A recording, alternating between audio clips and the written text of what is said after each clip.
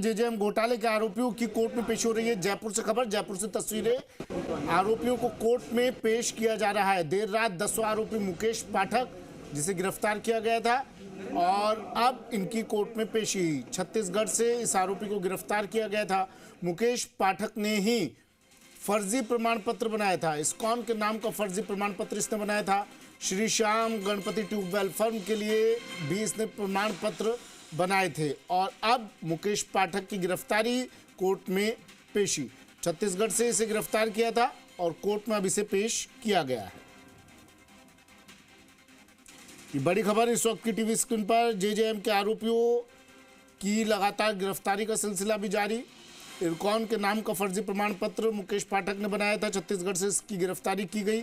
Shri Shyam Ganpati tubewell firm के लिए भी इसने सर्टिफिकेट बनाया था। अब इसे कोर्ट में पेश किया गया। बड़ी खबर, और ये तस्वीरें, सीधी तस्वीरें। सबसे पहले जी राजस्थान पर 10वां आरोपी मुकेश पाठक गिरफ्तार और कोर्ट में उसकी पेशी। मुंह छुपाकर कोर्ट में जाता हुआ मुकेश पाठक। जेजेएम महा घोटाला, राजस्थान का सबसे चर्चित घोटाला। पूर्ववर्ती सरकार के वक्त ये घोटाला हुआ और अब एक के बाद एक इसमें गिरफ्तारियों का सिलसिला लगातार जारी। कई परतें खुल चुकी हैं, कई परतें उधड़नी बाकी हैं, और एक के बाद एक इन आरोपियों की गिरफ्तारी भी अभी बाकी है। 10वें आरोपी को गिरफ्तार किया गया। छत्तीसगढ़ से मुकेश पाठक को गिरफ्तार किया गया और अब इन आरोपियों को कोर्ट में पेश किया जा रहा है। फर्जी प्रमाण पत्र मुकेश पाठक ने बनाए थे, इस पर जो आरोप है, और इसकी तलाश लंबे समय से जांच एजेंसियां कर रही थी, पुलिस कर रही थी। छत्तीसगढ़ से कल इसकी गिरफ्तारी हुई और आज इसे कोर्ट में पेश किया जा रहा है। जल जीवन मिशन घोटाला और एसीबी का ये बड़ा धमाका। एक के बाद एक और भी कई राज खुलना भी बाकी है, कई आरोपियों के नाम सामने आना बाकी है। 10 आरोपियों की गिरफ्तारी। आशीष मेरे सहयोगी फोन लाइन पर जुड़ गए हैं। आशीष, मुकेश पाठक की गिरफ्तारी और अब कोर्ट में पेश किया जा चुका है मुकेश पाठक को। जी देखिए, अपडेट करना चाहूंगा दर्शकों को कि 9 आरोपियों की कोर्ट में पेशी हो चुकी है और मुकेश पाठक को दूसरे राज्य से गिरफ्तार किया गया है, तो उनको लाने में कुछ देर होगी, लेकिन 9 आरोपियों को आज कोर्ट में पेश कर दिया गया है। और जो फर्जी प्रमाण पत्रों का पूरा जो खेल चल रहा था और उसके जरिए जो जनता की जो योजनाएं हैं, जल जीवन मिशन, वो उनके जो योजना है उसमें पीने का पानी जनता तक नहीं पहुंचा था। और 9 आरोपियों की आज कोर्ट में पेशी है। कल एसीबी ने दबिश देकर 9 आरोपियों को गिरफ्तार किया था। 10वां जो आरोपी है मुकेश पाठक, जिसने फर्जी प्रमाण पत्र बनाया था और फर्जी प्रमाण पत्र इरकॉन कंपनी के नाम से बनाया था श्री श्याम और गणपति ट्यूबवेल्स के लिए। इसका जो 10वां आरोपी है उसको दूसरे राज्य से लेकर आ रही है, तो उन्हें अभी फिलहाल कोर्ट में पेश नहीं किया गया। जबकि जो 9 जो आरोपी है उनको फिलहाल अभी कोर्ट में लाया गया है। कुछ ही देर में जज के सामने यहाँ पर पेश किया जाएगा। अब देखना होगा कि कोर्ट किस तरह का निर्णय लेता है, क्योंकि जल जीवन मिशन के जरिए लोगों के घरों तक पीने का पानी पहुंचना था। पीने का पानी पहुंचा नहीं, लाइनें फर्जी बिछा दी गई, फर्जी पेमेंट कर दिया गया, इसीलिए इनको यहाँ पर अरेस्ट किया गया है। और देखिए, जिस तरीके से लंबा पूरा मामला चल रहा था, 4 पहलुओं को लेकर एसआईटी पूरे मामले में जांच कर रही थी। पहला जो था वो 20,000 करोड़ के जो टेंडर में शर्त रखी गई थी, जो साइट इंस्पेक्शन की शर्त पहले से ही रख दी गई थी, एक्सीएन को उसमें देखना था, तो उसमें पारदर्शिता पूरी तरीके से भंग हो रही थी। यानी सीधे तौर पर उसमें ये पता पड़ रहा था कि कौन कौन सी फर्में उसमें शामिल है।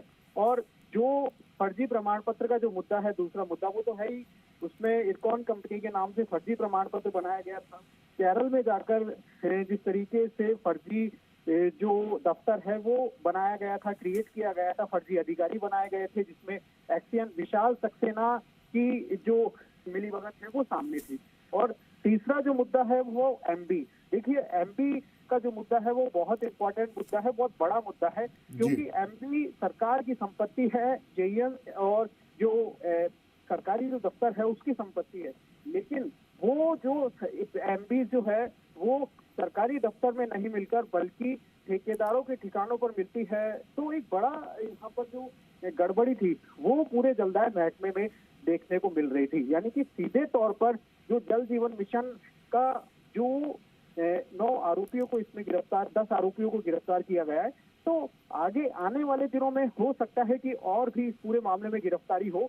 लेकिन सीधे तौर पर जो आज गिरफ्तारी मची है, जो गिरफ्तारी हुई है, उससे जलदाय महकमे में हड़कंप भी मचा हुआ है और सन्नाटा भी। कल भी हमने जिस तरीके से बताया था दर्शकों को कि किस तरीके से पूरे महकमे में अभी हड़कंप मचा हुआ है, और देखिए इन गिरफ्तारी से जो चीफ इंजीनियर की 3 कुर्सियां है वो भी खाली हो गई है।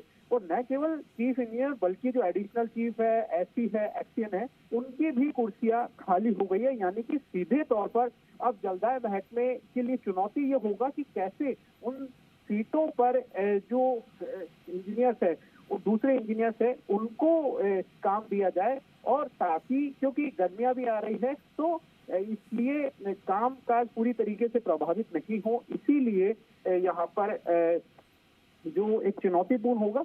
लेकिन उससे भी बड़ा चुनौती है कि घोटाले में कार्रवाई करना कैसे, क्योंकि 150 जो इंजीनियर्स है वो भी पूरी तरीके से इसमें एसीबी एसआईटी के रडार पर है।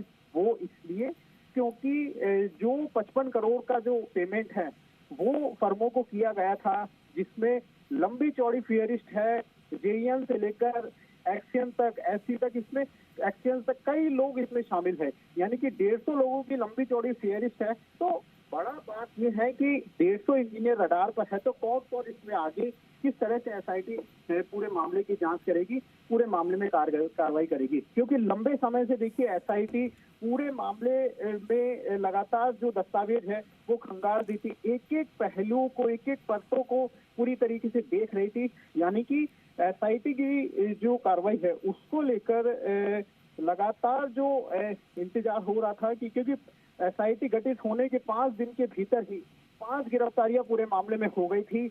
अब ये 10 गिरफ्तारी, यानी कि इस पूरे केस में अब तक 15 गिरफ्तारियां पूरे मामले में हो चुकी है।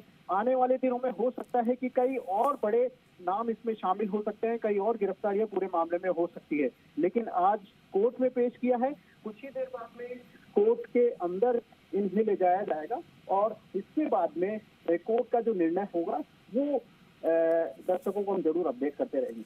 मुकेश पाठक को जिसे कल जो 10वीं गिरफ्तारी हुई, आशीष, इसे कब कोर्ट में पेश किया जाएगा? ट्रांजिट रिमांड पर इसे लाया जाएगा और कब कोर्ट में पेश किया जाएगा?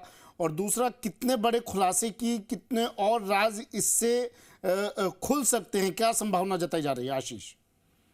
देखिए, छत्तीसगढ़ से मुकेश पाठक लोगों को लाने में थोड़ा वक्त जरूर लगेगा, क्योंकि देर रात कल मुकेश पाठक को गिरफ्तार किया गया है, तो बिल्कुल 24 घंटे के अंदर गिरफ्तारी के बाद कोर्ट में पेश करना होता है। तो जब यहाँ जयपुर लेकर आएंगे तो उसके बाद में मुकेश पाठक की भी कोर्ट पे पेशी होगी।